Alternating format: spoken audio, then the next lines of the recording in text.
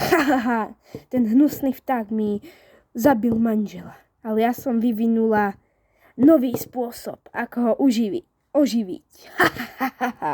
Haha, už som ho tam hodila. Už iba stačí ten stroj zapnúť.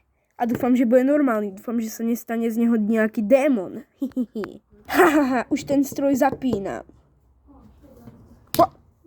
Tak, už som ho zapla. Stačí počkať pár minút a uvidíme, čo sa bude robiť. O, Bože, čo sa mi to stalo? O, Zlatko, ty žiješ.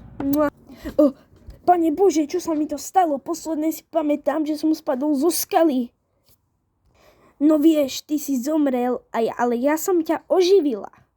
Ale necítim sa moc dobre, je mi tak trochu zle. Ako to myslíš, že ti je zle? No, je mi proste tak nejak ináč zle. Nechcem sa k tomu vyjadrovať. Dobre, Zlato, prepáč. Konečne odišla. Môžem ukázať svoje pravé ja. Toto je moje pravé ja. Poslednú ma nejaký démon asi, alebo čo. Poslednú dobu sa cítim niečím posadnutý. O môj Bože, Zlato, čo sa ti to stalo? Ale nič, drahá, len menšia zmena. Hojja! Omráčil ju a utiekol dade preč. Och, Pane Bože, čo sa to stalo? Moja hlava. Kde je Andrej? Pane Bože, dúfam, že neutiekol. Chytro ho musím ísť hľadať. Ale, ty tulák, vidíme sa znova. Teraz som pripravený ťa zabiť znova. A teraz pocítiš môj high kick. Hojja! Hija! Zrútila sa celá skala. Nikto nevie, či prežil.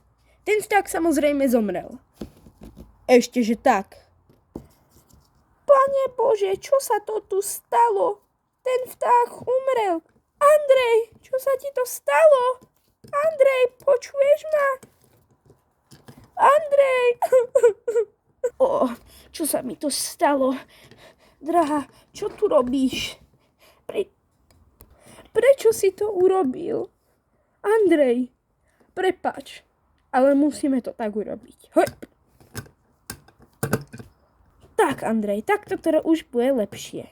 Radšej prenadstavím tento stroj na to, aby zomrel. Hop. Ja. Tak, počkáme si chvíľu. Dobre, Andrej, ideme ťa vrátiť tam, kde som ťa vytiahla.